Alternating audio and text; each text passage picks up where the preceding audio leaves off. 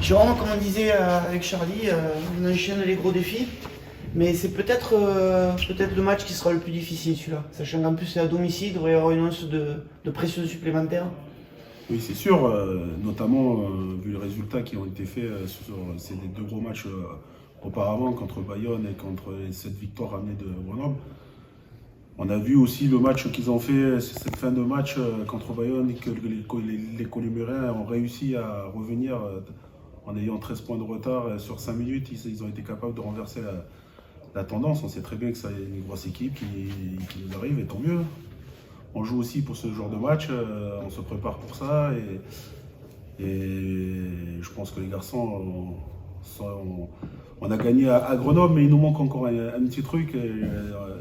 On a travaillé pour recevoir Colomiers dans de bonnes conditions de jeu.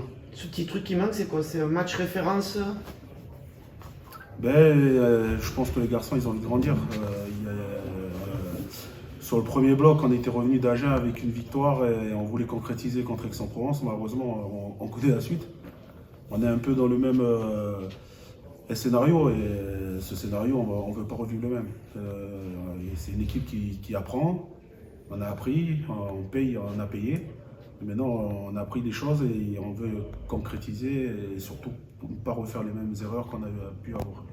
Tu sens une montée en puissance de tes avants au fur et à mesure des matchs? C'est sûr que oui, après on savait déjà qu'on avait un pack, une équipe qui tient la route. Maintenant il faut que la confiance reste, qu'on monte encore un gros visage des avants. Sur le rugby, ça commence devant et ça se termine derrière généralement. Et c'est vraiment ce qu'on souhaite pour les garçons surtout, et pour le public de Béziers. Vous avez parlé de carton à Grenoble, 10-11 de fautes, c'est ce que aussi vous voulez tendre, moins de fautes bêtes, discipline, tout ça.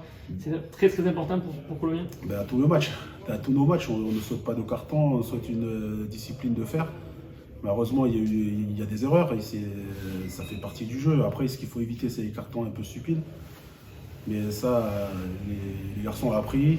C'est vrai que on a joué à 15 contre 14, ça ne nous a pas été bénéfique à Grenoble. Ça a pu nous coûter cher même. Mais malgré ça, ils ont eu une réaction pour aller chercher la gagne. Et c'est sûr que sur la discipline, ça va être un maître mot. Nous, on est une équipe qui est hyper pénalisée pour le moment. Colomiers n'est pas loin. Et ça va peut-être se jouer à ça. C'est un gros combat en termes de discipline, qui va être important. Est-ce que Colomiers, c'est l'équipe la plus complète à tes yeux du Pro D2 cette saison?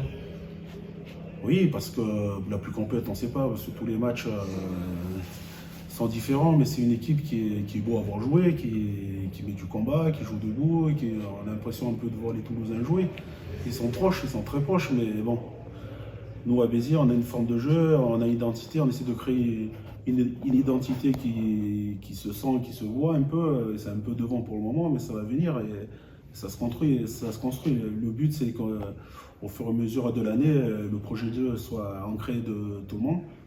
Et que, par contre, on est tous fidèles à ce qu'on veut faire. On sait ce qu'on veut faire et les joueurs, je pense, aiment aussi ce jeu. Et pour le moment, il nous fait gagner et il va nous faire gagner. Sur la mêlée, toi qui t'occupes de ce secteur particulièrement, tu es satisfait de tes garçons? Ça aussi, effectivement, cette continuité? Sur le début de saison, c'est vrai que c'est compliqué.